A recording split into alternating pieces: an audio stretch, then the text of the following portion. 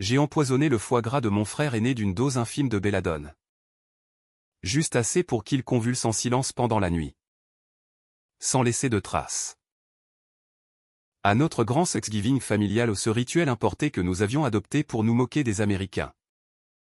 Mais qui masquait nos propres rancunes, j'ai cuisiné. Réparé la maison et tout payé moi-même. Pendant que les autres picoraient comme des vautours sur mes efforts. Et maintenant, alors que les sirènes hurlent au loin, je souris en sirotant un dernier verre de sauterne. Sachant que la vengeance n'est pas un cri, mais un murmure qui ronge l'âme. Les lumières de la cuisine dans notre vieille ferme des environs de Bordeaux clignotaient comme des yeux fatigués, projetant des ombres longues sur les murs tapissés de papier peint défraîchi. Vestige d'une splendeur familiale qui n'avait jamais vraiment existé. C'était le 27 novembre. La veille de ce Thanksgiving que papa avait imposé il y a 20 ans.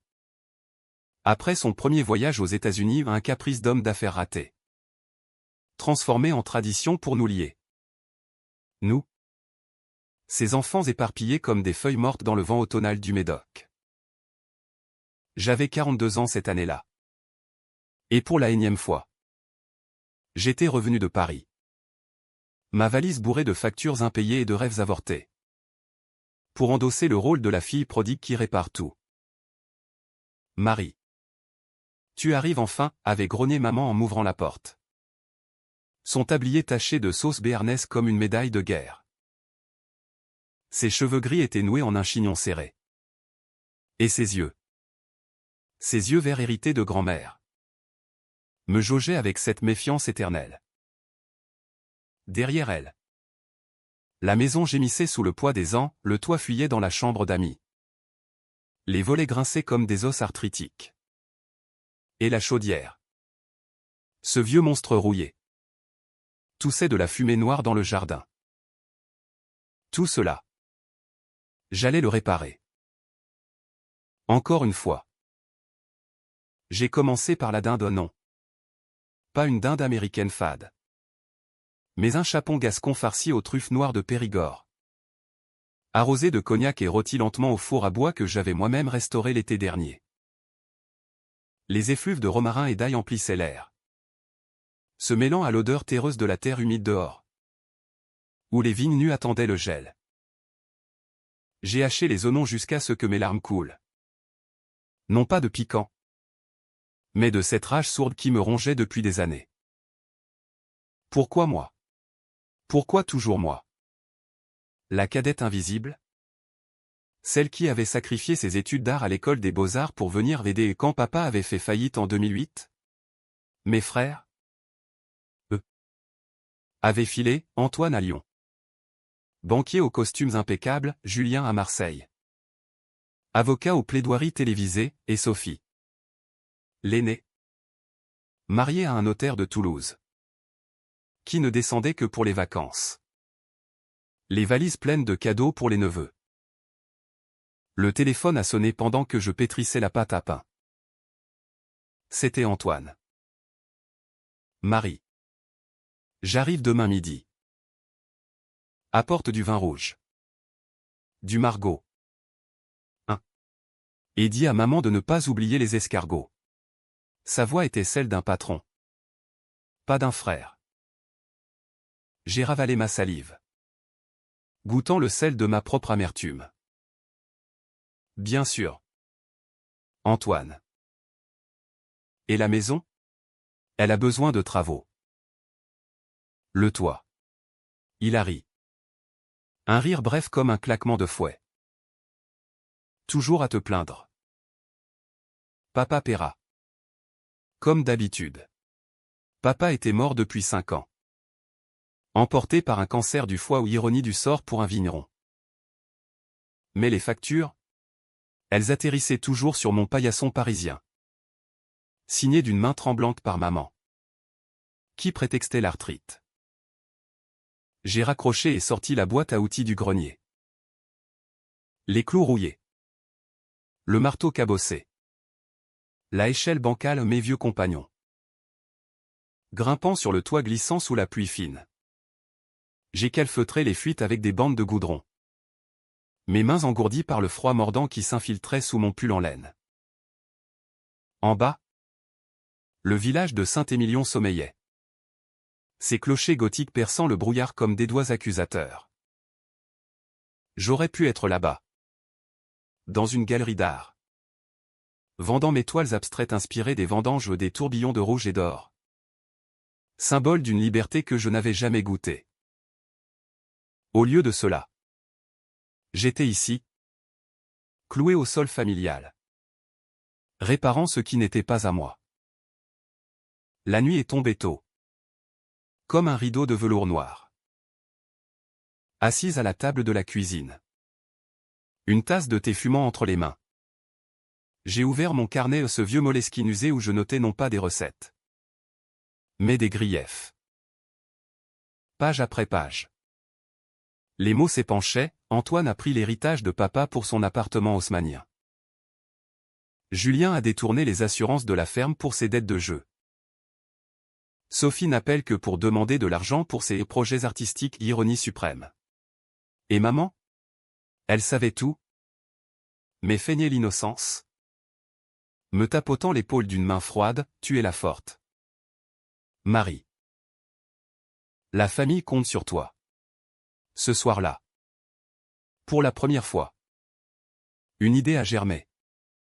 Non pas comme une graine innocente, mais comme une spore toxique dans l'humus de mon cœur. Et si je les faisais payer? Pas avec des cris ou des procès, non. Cela serait trop vulgaire. Trop américain. Une vengeance française. Subtile. Empoisonnée au slow poison de la culpabilité. Qui rongerait leurs âmes comme l'acidité du vinaigre sur le marbre. J'ai fermé le carnet. Un sourire naissant sur mes lèvres gercées. Demain. Le festin commencerait. Et avec lui. La fin. Le matin du Thanksgiving. J'ai chargé la voiture, caisse de légumes du marché de Libourne. Bouteille de vin millésimé chinée chez un caviste complice. Et dans le coffre. Discrètement enveloppé dans un chiffon. Un petit flacon de belladone que j'avais cueilli moi-même dans les bois sombres derrière la ferme. Pas pour tuer, oh non. Je ne suis pas un monstre des romans noirs. Juste pour rappeler. Pour faire trembler les fondations de leur hypocrisie. La maison bourdonnait déjà d'activité quand je suis arrivé, maman avait allumé les bougies.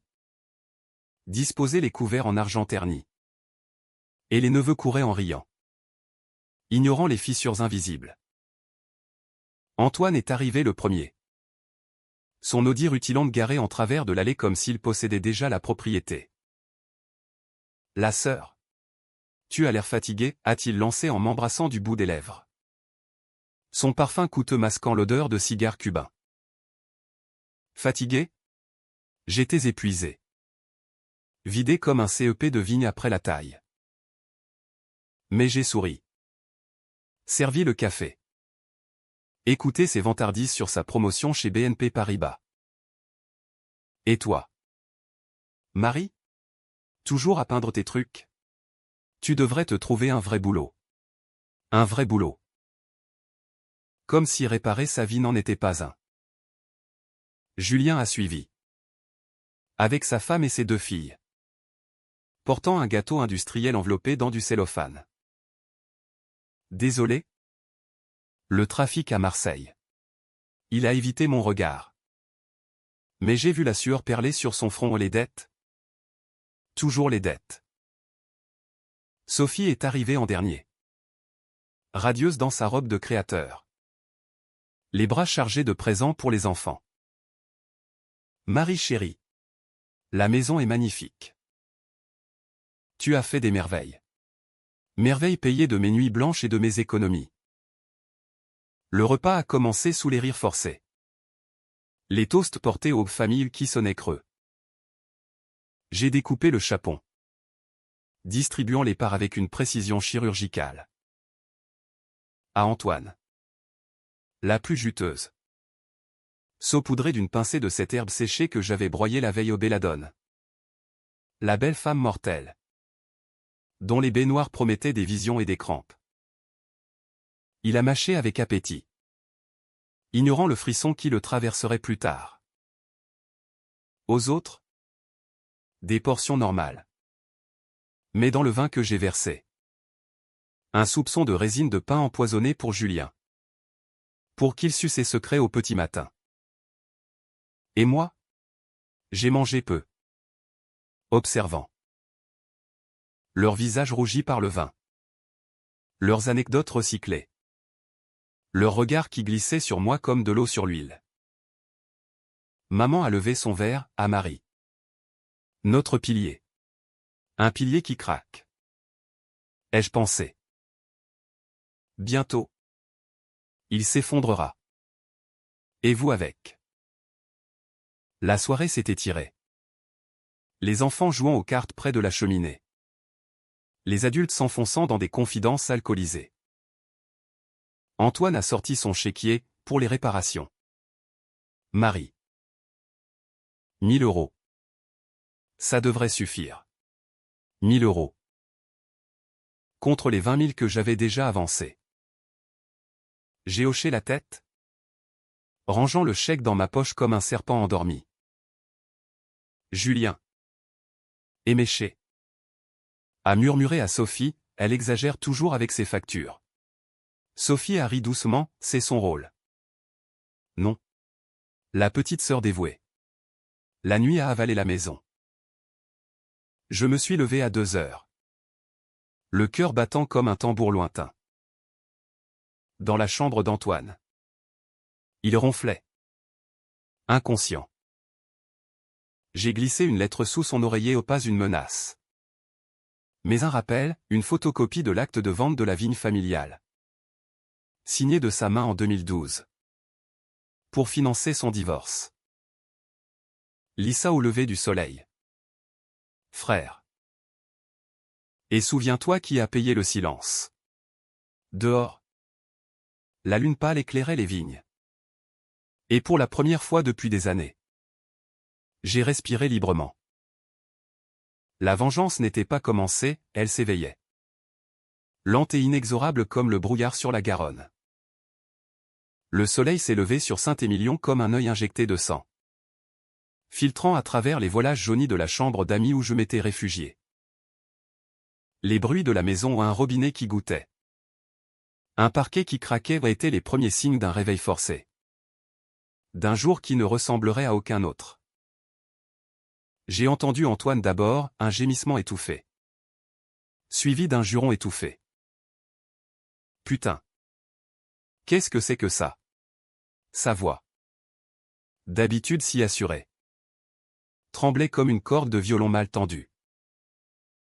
La belladone agissait, pas une agonie spectaculaire. Mais un malaise insidieux. Des crampes abdominales qui le plieraient en deux. Des hallucinations fugaces où les ombres de la chambre se muraient en fantômes accusateurs. Je suis descendu à la cuisine. Pieds nus sur le carrelage froid. Et j'ai mis la cafetière en route.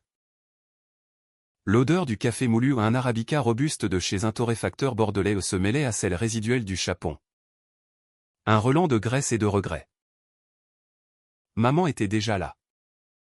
Remuant une casserole de crème anglaise pour le dessert de la veille. Tu as bien dormi. Ma fille, a-t-elle demandé sans lever les yeux. Ses mains noueuses agrippant la cuillère comme un talisman. Bien dormi? J'avais veillé jusqu'à l'aube. Le carnet ouvert sur mes genoux. Esquissant les prochains pas, pour Julien. Une révélation sur ses dettes de jeu. Transmise anonymement à sa femme, pour Sophie. Une exposition de ses emprunts non remboursés lors d'un appel familial, et pour maman. Le clou du spectacle, la vérité sur le testament de papa. Falsifié pour me déshériter au profit des enfants méritants. Comme un bébé, ai-je menti. Versant le café dans des tasses ébréchées. Antoine a surgi alors. Le visage cireux. Une main pressée sur son ventre. Marie. Il y a un truc dans la dinde? J'ai mal partout. Son regard? Injecté de rouge. Chercher une accusation. Mais je l'ai désarmé d'un haussement d'épaule. Peut-être une indigestion. Grand frère. Tu manges trop vite. Toujours. Il a grogné, s'affalant sur une chaise. Et c'est là qu'il a trouvé la lettre. Ses doigts ont tremblé en dépliant le papier. Et j'ai vu la couleur quitter son visage, un gris spectral. Comme le brouillard sur les châteaux en ruine. C'est quoi ce bordel? Tu fouilles dans mes affaires maintenant? J'ai siroté mon café. Le goût amer sur ma langue comme un présage. Pas fouiller. Antoine. Se souvenir. Papa t'a donné cette vigne pour que tu la gardes. Pas pour la brader à des promoteurs chinois. Et moi? J'ai ramassé les miettes. Réparé la grange avec l'argent de mes toiles invendues. Il a balayé l'air d'un geste rageur. Mais la douleur l'a plié en deux. Un hoquet sec comme un sanglot réprimé. Maman a tourné la tête. Feignant la surprise, qu'est-ce qui se passe? Les enfants? Mais ses yeux trahissaient tout où elle savait. Depuis le début. Et avait laissé faire. Les autres sont descendus peu à peu. Julien. Les cheveux en bataille. A embrassé l'air près de ma joue. Son haleine chargée de vin de la veille. Super repas. Serette. T'es la meilleure. La meilleure pour endosser les fautes? Ai-je pensé. Il s'est versé du café. Ignorant le léger tremblement de ses mains, la résine ferait son œuvre plus tard. Amplifiant ses angoisses nocturnes en cauchemar où les créanciers au visage masqué le traqueraient dans les ruelles de Marseille. Sophie. Impeccable même au saut du lit. A posé une main sur mon épaule, on devrait faire ça plus souvent. Non. Une vraie réunion de famille. Sa voix sucrée cachait le venin, elle me devait 5000 € pour son atelier d'écriture qui n'était qu'une façade pour des amours adultères. Le petit déjeuner s'est traîné en une comédie forcée, toast beurré. Confiture de figues maison. Et des silences lourds comme des vendanges tardives. Antoine s'est excusé pour aller se reposer. Mais j'ai vu son regard un mélange de peur et de fureur. Comme un taureau enragé dans l'arène de Nîmes. Julien a reçu son tour un appel téléphonique discret que j'avais orchestré via un contact à la banque, un numéro inconnu. Une voix anonyme susurrant « Monsieur. Vos dettes de poker à Monte-Carlo. Nous savons pour les faux chèques. » Il a pâli, raccrochant précipitamment. Et s'est mis à transpirer. Prétextant un mal de tête. Maman m'a prise à part dans le jardin. Où les rosiers fanés bordaient l'allée gravillonnée. Le soleil cognait maintenant. Réchauffant la terre humide. Et les oiseaux pépiaient comme des commères. Qu'est-ce que tu fabriques? Marie? Antoine est furieux. Et Julien. Il a l'air d'un fantôme. Sa voix était un murmure. Chargé de cette autorité maternelle érodée par les ans. J'ai arraché une feuille morte. La froissant entre mes doigts. Rien. Maman. Juste. L'équilibre. Tu te souviens du testament? Celui où papa me laissait la ferme. Pour sa fille fidèle? Julien l'a modifié. Avec l'aide de son ami notaire. Et toi? Tu as signé. Ses yeux se sont écarquillés. Un éclair de panique traversant leur verdure fanée. C'était pour le bien de tous. Tu n'as pas d'enfant. Pas de mari. La famille. La famille, ai-je répété. Le mot amer comme de la quinine. La famille qui m'a sucé comme une orange. Jetant la peau. Elle a reculé. Heurtant un rosier. Une épine s'enfonçant dans sa paume. Du sang a perlé. Rouge vif contre sa peau pâle, un présage. Peut-être. Tu vas détruire tout ça, a-t-elle chuchoté. J'ai souri. Doucement. Comme on caresse un chat sauvage. Pas détruire. Maman. Réveillé. L'après-midi s'est écoulé en une lente agonie collective. Les neveux ont joué dehors, ramassant des châtaignes sous les chênes centenaires, ignorant les tensions qui couvaient comme un feu sous la cendre. Sophie m'a entraîné dans la bibliothèque. Cette pièce aux étagères ployantes remplie de livres jaunis au Balzac. Proust. Des reliques de l'ambition paternelle. Marie. Écoute. J'ai un problème d'argent. Juste un prêt. Pour mon exposition à Paris. Tu pourrais. Elle a battu des cils. Cette arme fatale qu'elle affinait depuis l'adolescence. J'ai sorti mon téléphone. Cliquant sur un fichier audio, sa voix. Enregistrée lors d'un appel l'an dernier. Suppliant, Marie. S'il te plaît. Ne dis rien à Paul. C'est pour nous. Paul. Son mari. L'homme aux alliances d'or et aux secrets bien gardés. Son visage s'est décomposé. Un masque de cire fondant au soleil. Comment? J'ai haussé les épaules. J'écoute. Sophie. Contrairement à toi. Elle s'est affalée sur un fauteuil Voltaire. Les mains tremblantes. Qu'est-ce que tu veux? De l'argent? Je n'en ai pas. J'ai secoué la tête. La vérité. À table? Ce soir. Devant tout le monde. Elle a hoché la tête. Vaincue. Et j'ai senti un frisson au pas de joie. Mais de cette catharsis froide. Comme plongé dans la Dordogne glacée en hiver. Le soir venu. Nous nous sommes réunis pour les restes, charcuterie fine. Fromage de chèvre affiné. Et un Bordeaux 2010 qui coulait comme du sang. Les visages étaient tirés. Les rires forcés. Antoine évitait mon regard.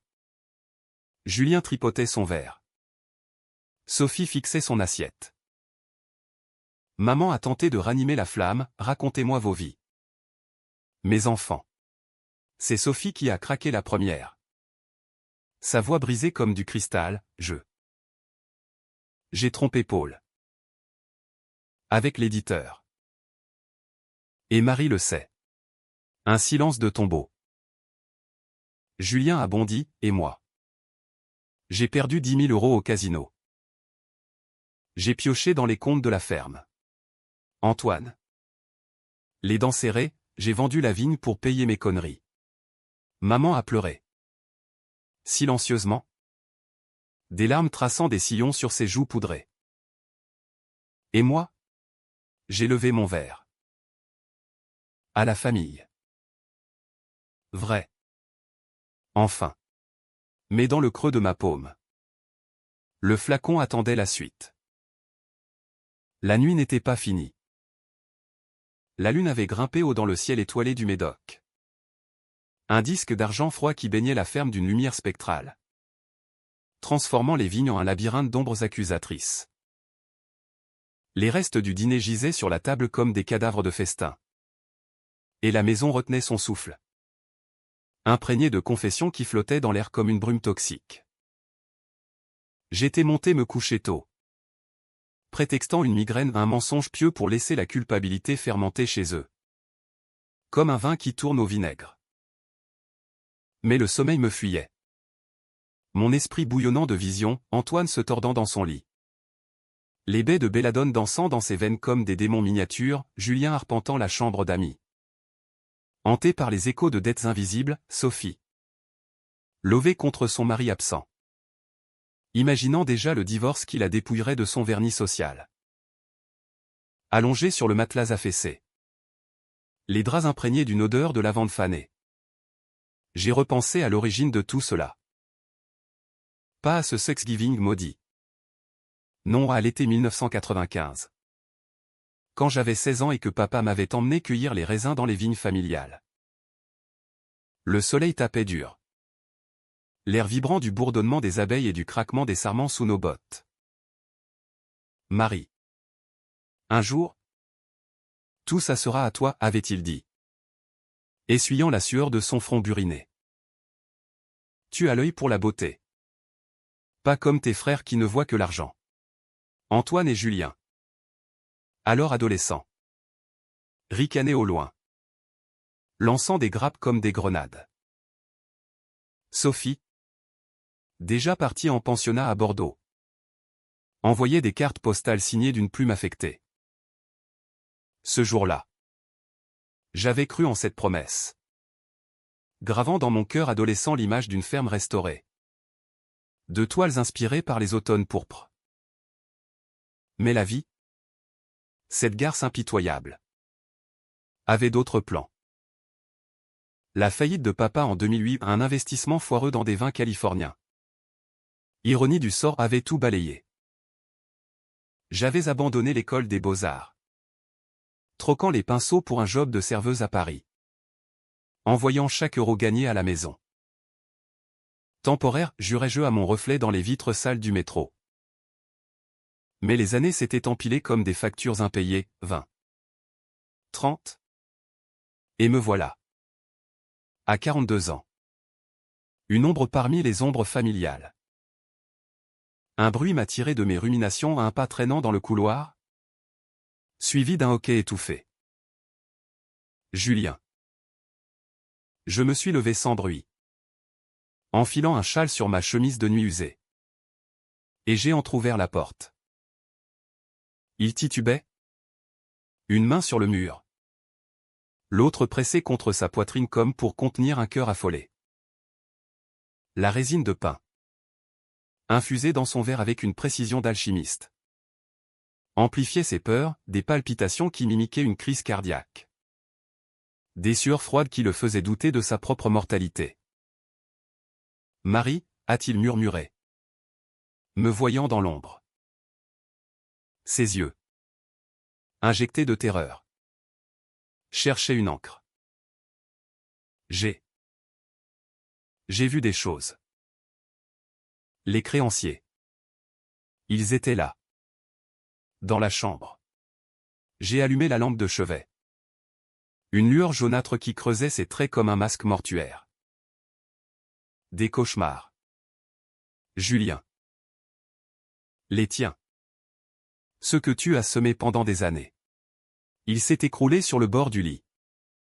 Les épaules voûtées. Comment tu sais? Pour les dettes? Je veux dire. J'ai tout remboursé. Je le jure. Un mensonge flagrant, j'avais les relevés bancaires. Photocopiés lors d'une visite innocente à Marseille l'hiver dernier. Remboursé avec quoi? L'argent de la ferme? Les primes d'assurance que tu as détournées pour tes parties à Cannes? Il a blêmi. Un gémissement s'échappant de ses lèvres gercées. Papa le savait. Il a fermé les yeux.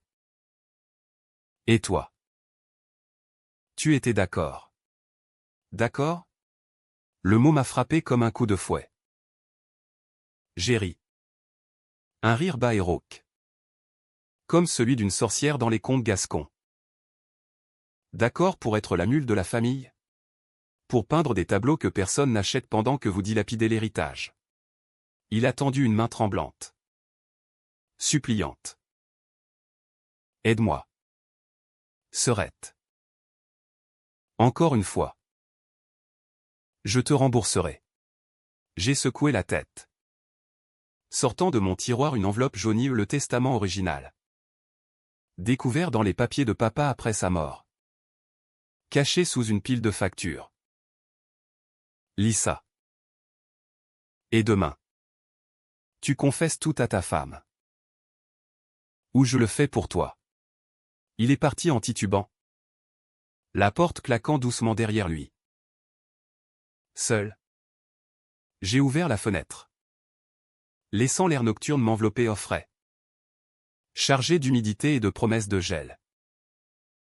Les étoiles scintillaient au-dessus des vignes. Indifférentes aux drames humains. Pour la première fois. Je me suis sentie vivante. Non pas comme une victime, mais comme l'architecte de mon propre destin. La belladone n'était que le début, le vrai poison était la vérité. Cette lame fine qui incisait l'âme sans laisser de cicatrices visibles. Le matin suivant, la maison s'est réveillée dans un chaos feutré. Antoine, pâle comme un linge, a refusé le petit déjeuner, prétextant un virus. Il m'a évité toute la journée. Mais j'ai vu ses textos frénétiques à son avocat ou des tentatives vaines pour effacer le passé. Sophie, les yeux cernés, a passé l'après-midi au téléphone avec Paul. Sa voix montant en crescendo depuis le salon, c'était une erreur. Je te jure. Marie exagère? Elle est jalouse. Jalouse? Non. Sophie. Juste lasse d'être le paillasson de tes caprices. Maman m'a confronté dans la launderie, où je triais le linge souillé de sueur et de larmes. L'odeur de savon bon marché se mêlait à celle de la terre mouillée qui s'infiltrait par la fenêtre entr'ouverte. Arrête ça. Marie. Tu nous détruis tous. Ses mains, veinées de bleu, agrippaient le bord du lave-linge comme une bouée. J'ai plié une chemise d'Antoine avec soin maniaque. Détruire? C'est vous qui avez construit ce château de cartes sur mon dos. Le testament. Maman. Tu l'as vu changer sous tes yeux. Et tu as ri avec eux autour d'un verre de pinot. Elle a sangloté alors. Un son primal qui m'a transpercé au nom de remords, mais de validation. J'avais peur. Peur de te perdre? Toi qui étais la seule à rester. Peur. Le mot flottait entre nous comme un fantôme. J'ai posé la chemise, m'approchant pour la première fois depuis des années. Tu ne m'as pas perdu. Tu m'as vendu. Elle s'est affaissée contre le mur, glissant jusqu'au sol. Et j'ai laissé les larmes couler aux les miennes. Chaudes et libératrices. Dehors, les neveux jouaient au ballon. Leur rire un contrepoint innocent au drame qui se nouait. L'après-midi, j'ai conduit jusqu'au village, garé près de l'église romane où papa était enterré. Le cimetière était désert. Les tombes couvertes de lichen vert comme de la jalousie accumulée. À genoux devant sa pierre Henri Duval. 1950 à 2020. Vigneron du cœur, j'ai murmuré, pardon. Papa. Pour ne pas avoir lutté plus tôt. Le vent a porté mes mots vers les cyprès. Et en repartant, j'ai cueilli une poignée de baies sauvages, pas de belladone cette fois, mais des érelles. Inoffensives. Pour un thé apaisant que je partagerai avec maman ce soir. La vengeance n'était pas que destruction, c'était aussi guérison. Goutte à goutte. De retour à la ferme. Le soleil déclinait, peignant le ciel en teintes de bordeaux et d'ambre. La famille s'était rassemblée sur la terrasse. Des verres à la main. Des visages marqués par une nuit sans sommeil. Antoine m'a tendu un chèque 5000 €. Écrit d'une main hésitante. Pour la vigne. Et. Désolé. Julien a suivi. Un virement bancaire sur mon téléphone, les dettes sont réglées. Nettoyé. Sophie. Les yeux baissés, je rentre demain. Seul. Maman s'est approchée. Une lettre tremblante à la main, le vrai testament. On le fera authentifier. J'ai accepté tout. Sans triomphe bruyant. Juste un hochement de tête. Et un toast silencieux au crépuscule. Mais dans le creux de mon cœur, je savais, ce n'était que la première vendange. La récolte finale viendrait. Mûre et amère. Les jours suivants ont filé comme les nuages bas sur la Gironde. Un mélange de trêve fragile et de tensions sous-jacentes qui faisait grincer la maison comme un bateau en détresse. La famille avait plié bagage à un, Antoine repartit pour Lyon dans son Audi aux pneus neufs. Emportant avec lui un silence pesant et la promesse d'un « on s'appelle bientôt » qui sonnait faux, Julien et sa femme. Après une nuit de disputes étouffées derrière les portes closes. Filant vers Marseille avec les enfants boudeurs, Sophie. Seule dans sa Peugeot cabossée. Laissant derrière elle un mot griffonné, « Merci de m'avoir forcé à voir clair. » Est-ce maman et moi étions restés veuves de nos illusions. À penser les plaies invisibles de la ferme et des âmes. C'était un mardi pluvieux. Le genre de pluie fine qui s'infiltre partout, transformant les chemins de terre en bourbiers collants. J'avais enfilé mes bottes en caoutchouc usé. Celles qui sentaient encore la boue des vendanges passées. Et j'étais sorti inspecter les vignes. Les ceps nus, torsadés comme des veines saillantes, attendaient la taille hivernale, leurs rameaux brisés par le vent d'Est me rappelaient nos propres fractures. Dans ma poche. Le carnet au toujours lui. Fidèle confident où j'esquissais non plus des griefs, mais des plans, vendre quelques toiles à Paris pour financer une restauration réelle de la maison. Peut-être même engager un avocat pour contester le testament falsifié. La vengeance évoluait, de poison personnel. Elle devenait justice collective. Maman m'a rejointe près de la cabane à outils. Un panier de pommes rainettes à la main cueilli dans le verger familial. Ces fruits aigres-doux qui évoquaient les baisers d'enfance. Tiens. Pour la tarte, a-t-elle dit. Sa voix plus douce. Dépouillée de cette armure d'autorité. Nous avons marché côte à côte. Nos pas synchronisés dans la boue. Un rituel nouveau. Je n'ai pas dormi. Tu sais. À penser à Henri. À ce qu'il aurait voulu. J'ai arraché une feuille morte d'un cep. La laissant voleter au vent. Et qu'aurait-il voulu? Maman? Que je continue à porter le fardeau seul? Elle s'est arrêtée. Posant le panier sur une souche moussue. La pluie perlait sur son visage ridé. Mélangeant ses larmes à l'eau du ciel. Non. Il t'aurait dit d'être forte. Mais pas seule. J'ai été lâche. Marie. Après sa mort?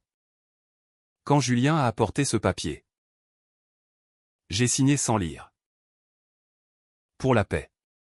La paix. Le mot m'a fait rire.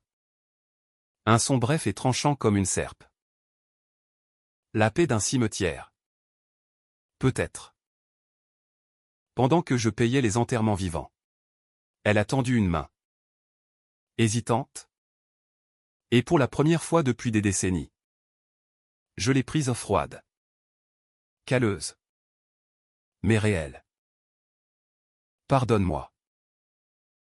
Ou pas. Mais reste. On répare ensemble. Nous sommes rentrés. Trempés jusqu'aux os. Et j'ai allumé le feu dans la cheminée du salon à un foyer de pierre noircie où papa contait jadis des histoires de vendanges légendaires. Tandis que la tarte cuisait. Emplissant la maison d'un arôme sucré de cannelle et de pommes caramélisées. Nous avons parlé. Vraiment parlé. De mes toiles abandonnées dans un atelier parisien poussiéreux. De ces regrets enfouis sous des années de silence complice. De la ferme qui pourrait renaître si nous unissions nos forces. Vends la Peugeot de Sophie si elle ne la veut plus, ai-je suggéré. Et contacte l'avocat de Toulouse. Pas pour punir. Mais pour rééquilibrer. Elle a hoché la tête. Un éclat nouveau dans ses yeux verts, pas de la peur. Mais de la détermination. Comme une vigne qui repart après l'élagage. Mais la trêve n'était pas sans ombre. Un appel d'Antoine. 2 jours plus tard. Alors que je taillais les rosiers sous un soleil timide de décembre. Marie. On doit parler. Ce truc dans la dinde. J'ai vu un médecin. C'est rien. Mais tu as touché à quelque chose? Sa voix. Un mélange de suspicion et de vulnérabilité me faisait presque pitié. Presque. Touché? À la vérité. Peut-être. Le reste? C'est ton corps qui parle. Antoine. Tes excès. Il a juré. Un flot de mots crus qui ricochaient comme des grêlons. Tu vas me le payer. Je reviens. Et on règle ça en famille. En famille. Le mot? Encore? Comme un leitmotiv empoisonné. J'ai raccroché. Le cœur serré non de crainte, mais d'anticipation. La vengeance n'était pas finie, elle se ramifiait. Comme les racines d'un vieux chêne sous la terre. Ce soir-là. Seul dans la bibliothèque. J'ai ouvert un tiroir secret du bureau de papa, un compartiment astucieusement caché sous une doublure de velours. Dedans. Non pas de l'argent ou des bijoux, mais des lettres, des missives jaunies d'un notaire. Datant de 2010. Détaillant les malversations de Julien avec les assurances, une photo floue de Sophie en compagnie d'un homme marié. Prise par un détective privé engagé par papa, et pour Antoine. Un contrat de vente de la vigne. Annoté de sa main, pour le bien de la famille sans mari. Des armes. Prêtes à être dégainées. La semaine a passé en un tourbillon de préparatifs, un rendez-vous avec l'avocat à Bordeaux. Une exposition improvisée de mes toiles à la galerie du village aux 5 vendus. 1 millier d'euros en poche. Un souffle de liberté. Maman, revigorée, a repeint la cuisine en un bleu provençal lumineux, chassant les ombres accumulées. Mais la nuit, les doutes me visitaient, étais-je devenu comme eux? Une manipulatrice froide calculant chaque coup? La belladone n'avait été qu'un catalyseur, la vraie toxine était en moi. Cette rage légitime qui, mal canalisée, pouvait tout consumeur. Puis, l'orage est arrivé littéralement et figurativement. Une tempête atlantique a déferlé sur le Médoc. Des vents hurlants qui arrachaient les tuiles du toit que j'avais réparé. Assise près du feu, maman et moi écoutions la fureur dehors. Un verre de pinot à la main. C'est comme nous, a-t-elle murmuré. La tempête passe. Et ce qui reste est plus fort. J'ai hoché la tête. Mais au fond, je sentais la lame du rasoir, la vengeance. Une fois lancée, ne s'arrête pas à la confession. Elle exige le jugement. Antoine est revenu sans prévenir. Son arrivée marquée par le crissement des pneus sur le gravier détrempé. Il a surgi dans le salon. Trempé. Les yeux fous. Où est le testament? Celui que tu as montré à Julien. Maman s'est levée. Une silhouette frêle face à la tourmente. Henri l'a laissé à Marie. C'est la loi. Il a ri. Un son hystérique. La loi? Et la dinde empoisonnée. C'est la loi aussi? J'ai affronté son regard. Calme comme la Garonne en été. Pas empoisonné. Antoine. Éclairé.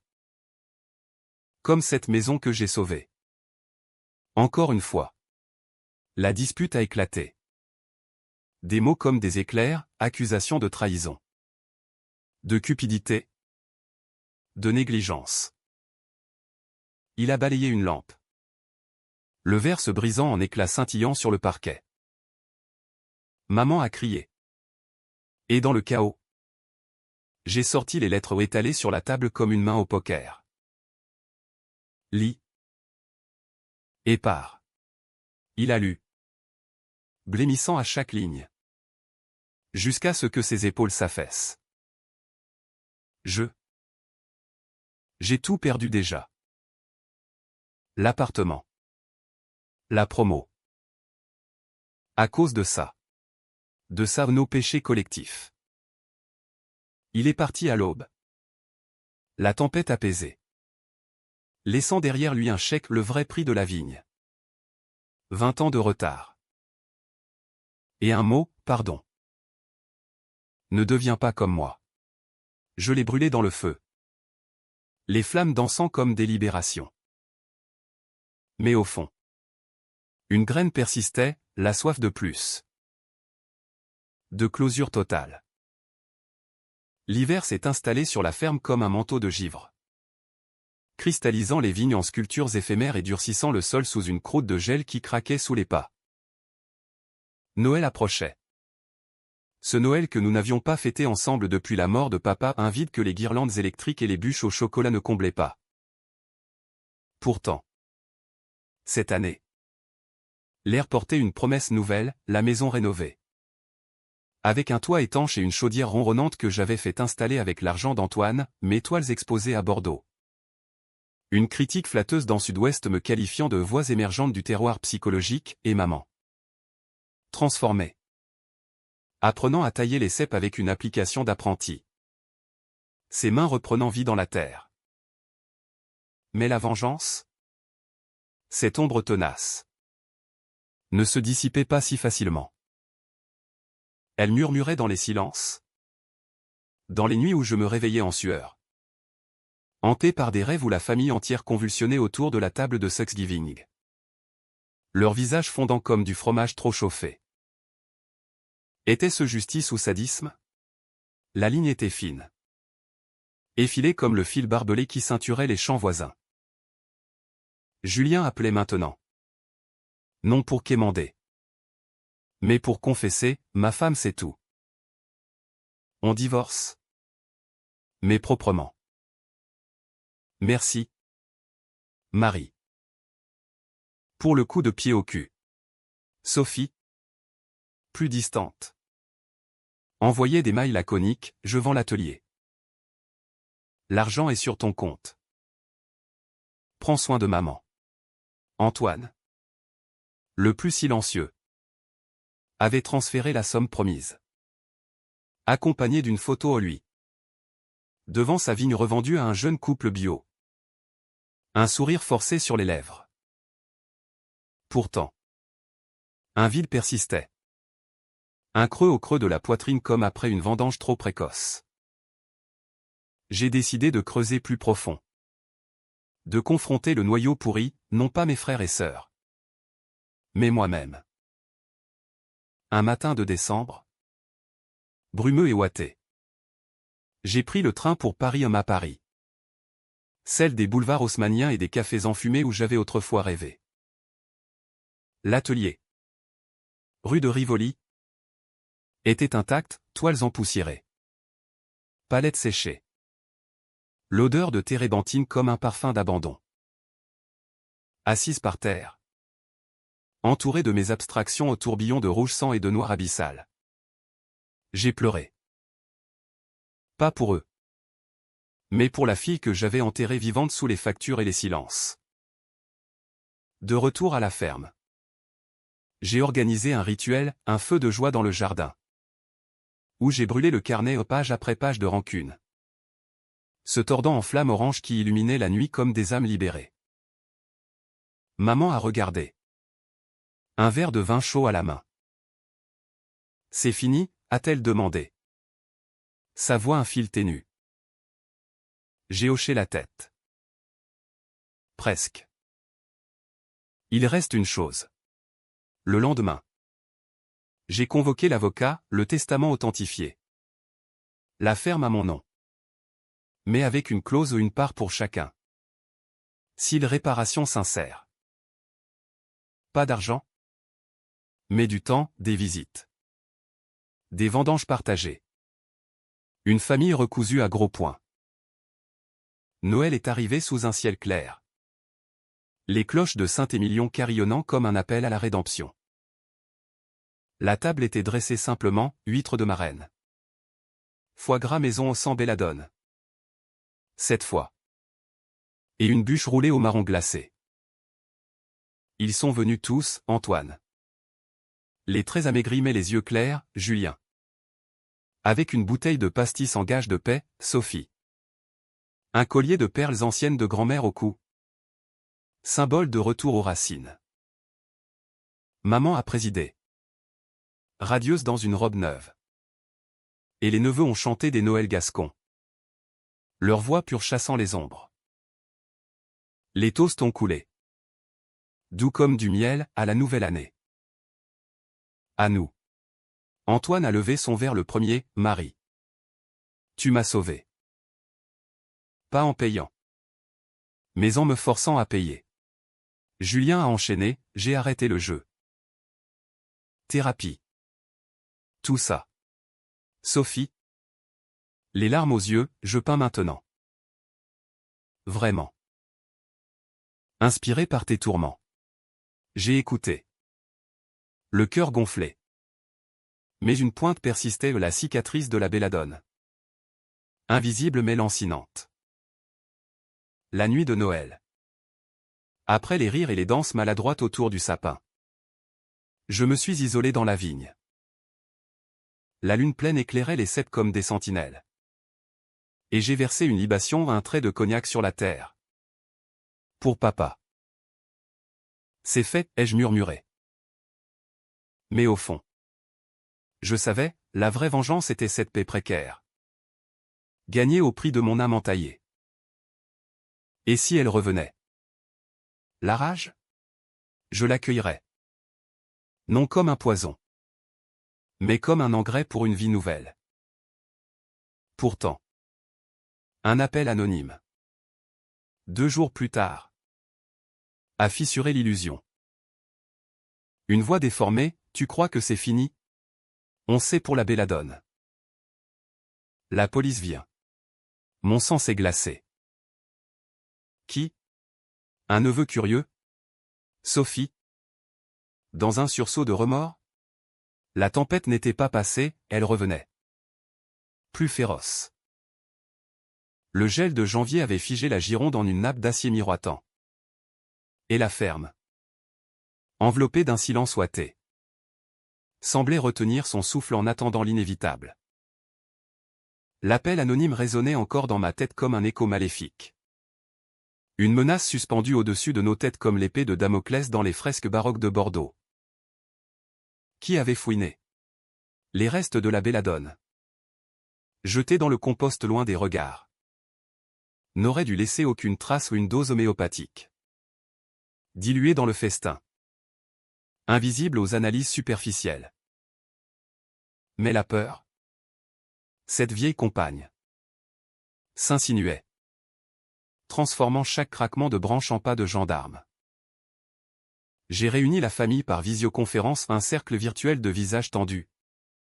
Pixels flous masquant les mensonges résiduels. Quelqu'un a parlé, ai-je lancé sans préambule. Ma voix ferme comme le granit des châteaux environnants. Antoine. En fond d'écran un bureau lyonnais impeccable, pas moi. J'ai assez de merde comme ça. Julien.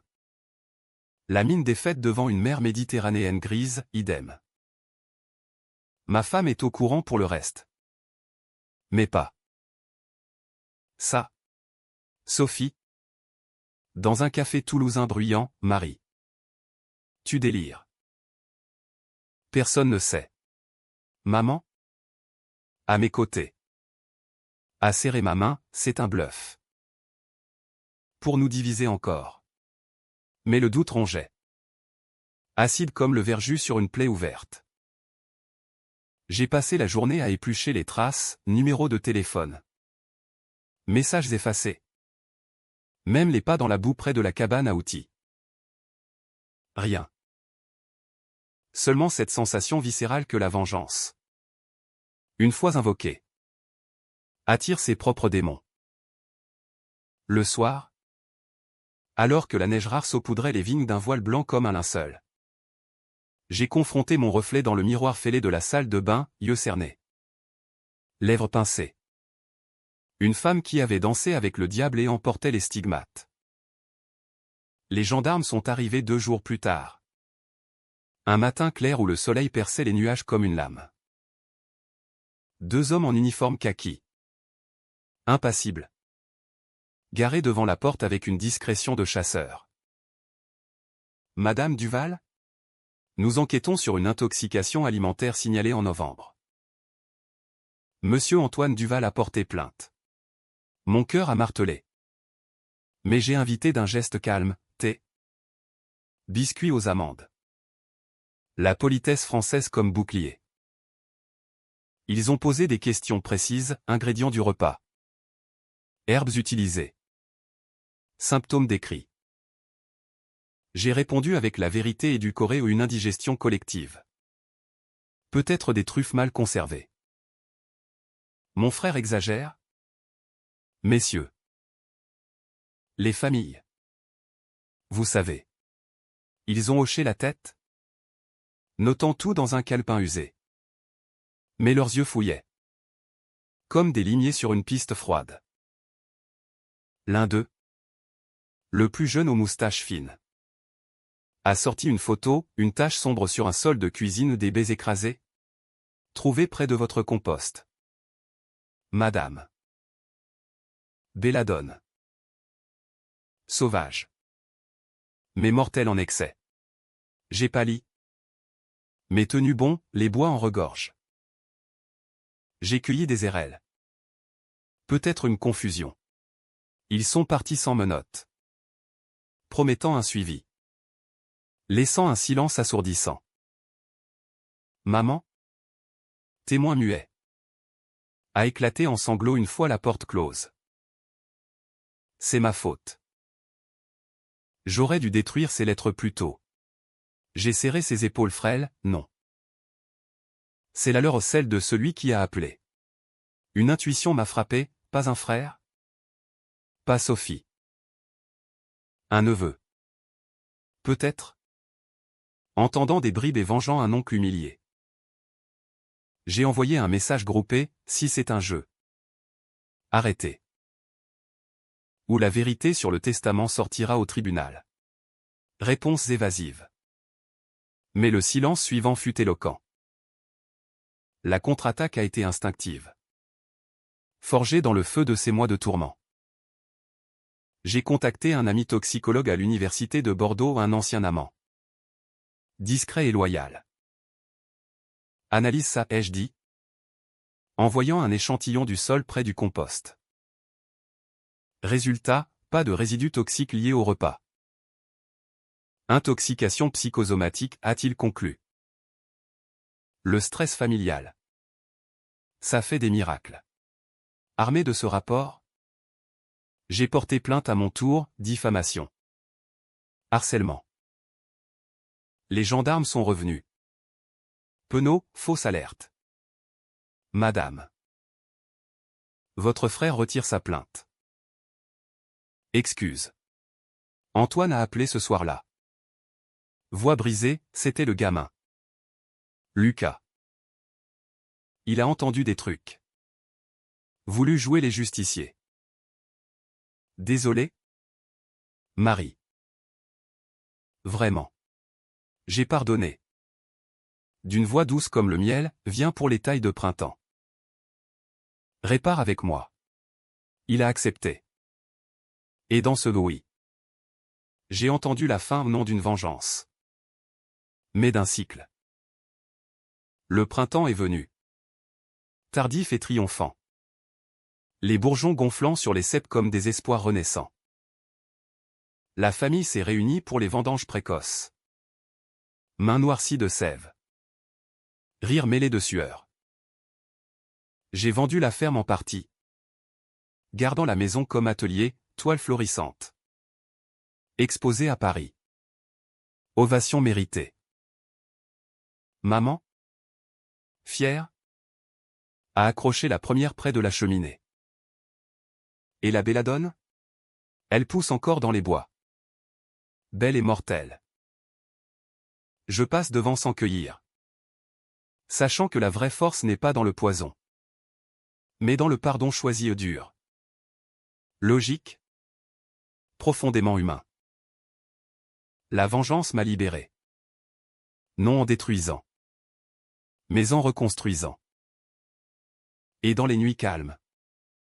Sous les étoiles du Médoc. Je dors enfin. Murmure du vent comme une absolution.